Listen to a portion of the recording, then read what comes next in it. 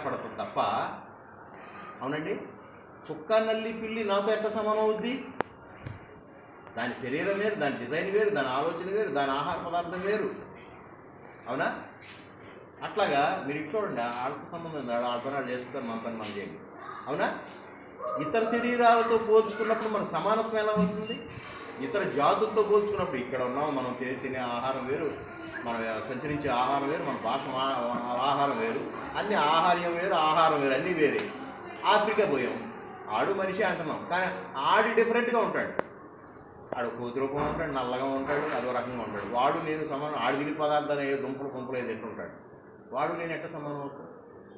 కానీ వాడిలో ఉన్నది నాలో ఉన్నది ఒకటి ఉంది. వాడిని బ్రతికించేది, నన్ను బ్రతికించేది, నన్ను నడిపించేది, వాడిని నడిపించేది, అట్లాగే ఈ సర్వభూతాలను నడిపించేది ఒకటి ఉంది, అదే ఆత్మ.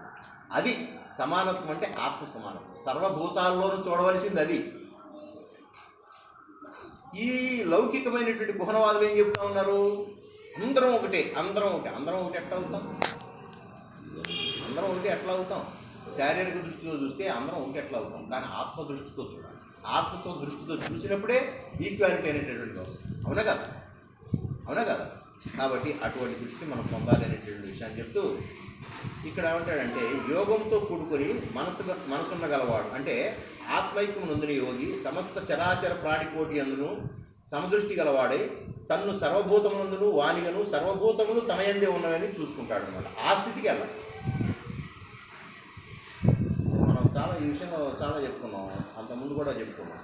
ఒక యోగి నడుచుకుంటూ వస్తుంటాడు. ఆయన ఒక సన్యాసి.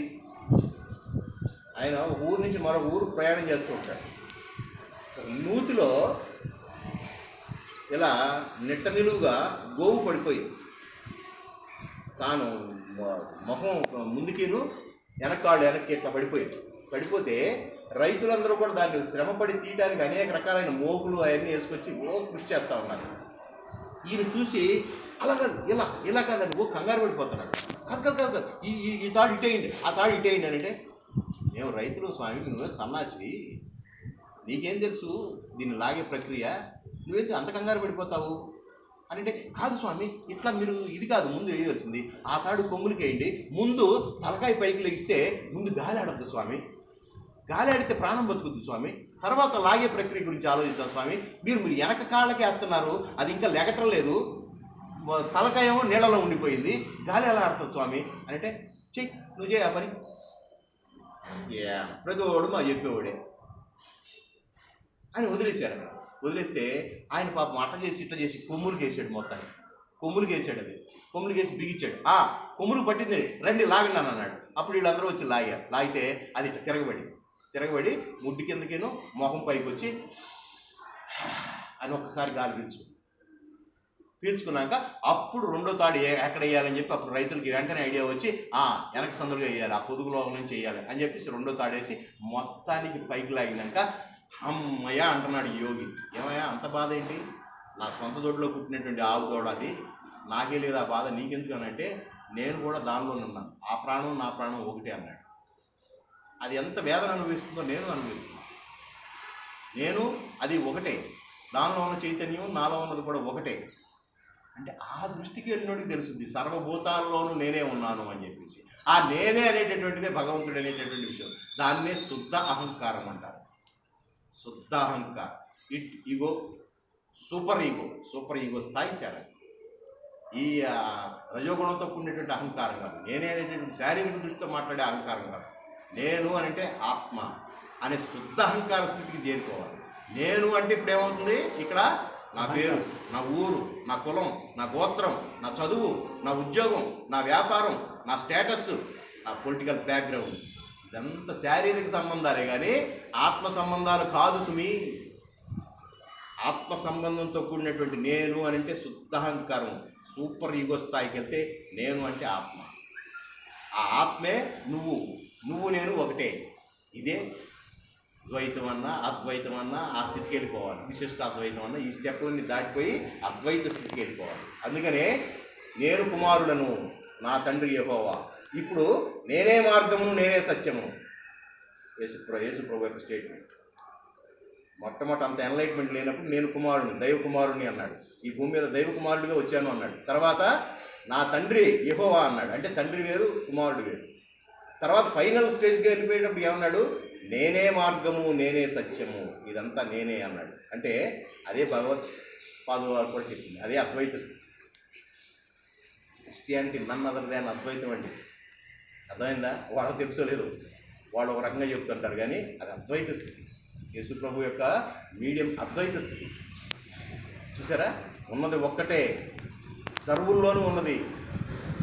అందుకనే నిన్ను నువ్వు ఎలా ప్రేమించుకుంటున్నావో పొరుగు వాడిని కూడా నీ వలే ప్రేమించుడి. బైబిల్ వాక్యం. పొరుగు వాడిని కూడా నీ వలే ప్రేమించుడి అన్న మాట ఏంటో తెలుసా? శారీరకమైనటువంటి ప్రేమలు కాదు, అక్కడ ఆత్మ సంబంధమైనటువంటి ప్రేమ. దానికి ఎనలైజేషన్ వాళ్ళ లేదు, మన సబ్జెక్ట్లో ఉంది. ఆ బైబిల్లో అంత ఎనలైజేషన్ లేదు ఆత్మ గురించి.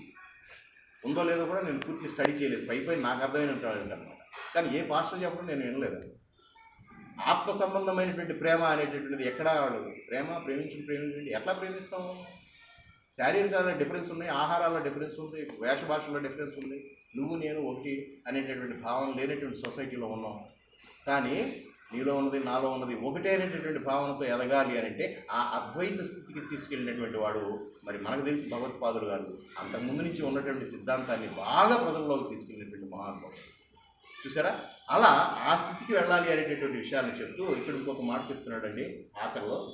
యో మాం పశ్యతి సర్వత్ర సర్వం చ మయి పశ్యతి తస్యాహం న ప్రణశ్యామి సచమేన ప్రణశ్యతి. ఇక్కడ మాట అంటున్నాడు, గొప్ప మాట. ఎవడు సమస్త భూతములందును నన్ను చూచుతున్నాడో, ఇక్కడ భక్తుడంటే అదే విషయం. భక్తుడికి పెద్ద ఛాలెంజ్ ఇక్కడే. నేను రాముడినే పూజిస్తాను, నేను కృష్ణుడినే పూజిస్తాను, నేను అల్లానే పూజిస్తానండి అంటుంటాను కదా.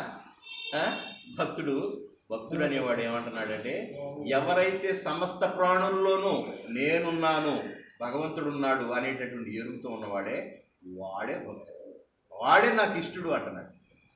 తన్ను పూలు తీసుకొచ్చి లేకపోతే 4 గంగాలాలు అభిషేకం జలం తీసుకొచ్చి పోసినోడు కాదు నాకు కావాల్సింది. సర్వుల్లోనూ నేనున్నాను అని గుర్తెరిగినటువంటి వాడే. చూసారా, సర్వుల్లోనంటే కేవలం మనుషుల్లోనే కాదు, సర్వప్రాణుల్లో, సర్వభూతములలోనూ. అంత విశాల దృక్పథంతో కూర్చున్నటువంటి ఈ టెక్స్ట్, అంత జ్ఞానాన్ని అందించినటువంటి మహానుభావుడు ఆయన. సింపుల్గా ఒక పిల్లను పట్టుకుని కింద పంచి మాత్రం పెట్టుకుని పైన మాత్రం ఊరికి ఆవరణాలు వేసుకుని ఏమీ ఆశించుకోకుండా ఒక జైల్లో పుట్టి, అమ్మ పుట్టిన వెంటనే అమ్మకి దూరం అయిపోయి ఎన్నో కష్ట నష్టాలు గురయ్యి తనకి సంబంధం లేనటువంటి విషయాలు అయినప్పటికీ సమాజానికి తోడ్పడేటటువంటి ధర్మం పట్ల నిలిచి ధర్మాన్ని గెలిపించడానికి ఎన్నో త్యాగాలు చేసి ఆ మహాభారత ఘట్టంలో ఈ చెప్పినటువంటి ఈ జ్ఞానానికి మరి ఆ మహానుభావుడు ఎంత గొప్ప పునాది వేసిపోయాడో చూడండి.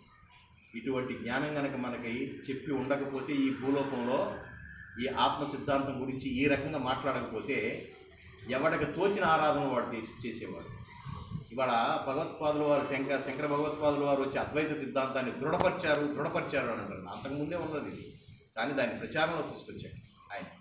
అట్లాగే ఈ టెక్స్ట్ బుక్ కనుక రాకపోతే, ఈ భగవంతుడు కనుక ఆ మహాభారత యుద్ధ ఘట్టంలో కనుక ఈ జ్ఞానాన్ని అందించకపోతే బీభత్సమైనటువంటి ఆరాధన క్రమాలు ఉండేవి, జంతు బలులతో కూడినటువంటి ఆరాధన క్రమాలు ఉండేవి.